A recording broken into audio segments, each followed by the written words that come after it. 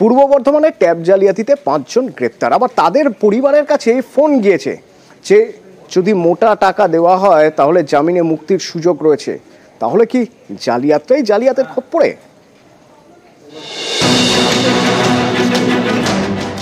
ট্যাবের টাকা গায়েবের অভিযোগ নানা জায়গায়। শুরু হয় ধরপাকড়।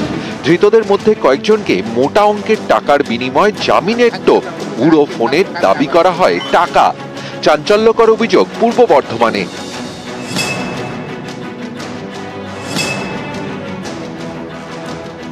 পূর্ব বর্ধমানের বেশ জন পড়ুয়ার টাকা গায়েবের অভিযোগ ওঠে।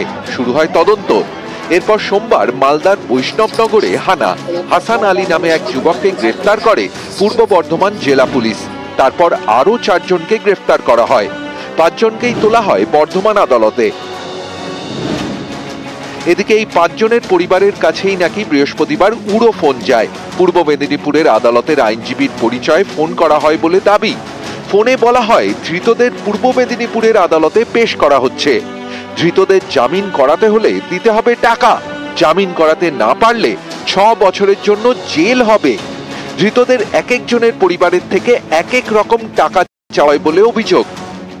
উড়ো ফোন বলছে আমরা পূর্ব মেদিনীপুর থেকে অ্যাডভোকেট ফোন করছি, আপনি এখনই 18,500 টাকা পাঠান। এই 10 মিনিটের টাইম আছে, এই টাইমের মধ্যে বিল্ড হয়ে যাবে, না হলে 6 বছর জেল হবে। আচ্ছা, আমরা প্রতারণার পাল্লাই পড়ে যাচ্ছি। এর মতো জায়গায় কোথায় যাবো আমরা? কতবার ফোনটা করেছে? হ্যাঁ, ফোন মোটামুটি 8 বার।